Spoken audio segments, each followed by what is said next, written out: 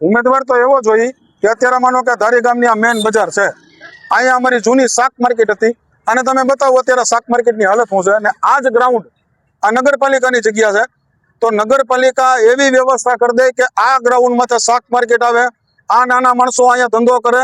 ને શાક માર્કેટ જો છે તો જ ગામ છે, નગર ગામના વેપારીઓનું પૂરું છે, કારણ કે પબ્લિક બધું બકાલું લેવા આવે, જાત જાતની ખરીદી અહીંયા કરે છે.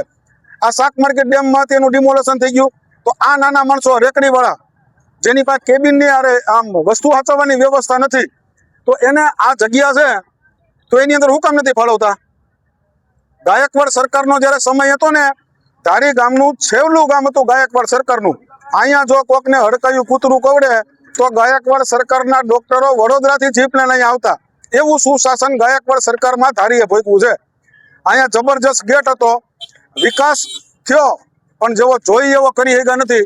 વિકાસમાં આ શાક માર્કેટ જો અહીંયા આવે તો જ કામનું છે. હમણાં અતુલભાઈ કાનાડીના ધ્યાનમાં આવ્યું સરકારી દવાખાનું, સરકારી દવાખાનામાં અદ્યતન સુવિધા બધી આપવાની તૈયારી કરી. ઓર્થોપેડિક સર્જન આજની તારીખમાં હવે તૈયારી કરી છે.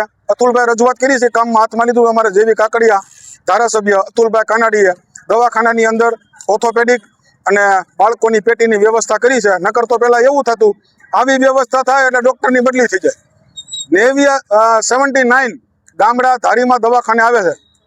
એવા તમને 50 જણા હું દેખાડું કે જે દવાખાનામાં હાથ પગ ભાંગેલાનો પાટો ન બાંધી ગયા ને આજની તારીખે લંગડા હાલે છે, જેના હાથ પગ કામ નથી કરતા. શું કામ? કે ધારીમાં ઓર્થોપેડિક સર્જન નહોતા. એટલે પાલિકાની અંદર એવો સભ્ય જોઈ કે જ્યાં નાનીથી નાની વસ્તુ પબ્લિક વચ્ચે લઈ આવે, આની રજૂઆતો કરે અને આ બધી સુવિધાઓ ધારી ગામ ભોગવે.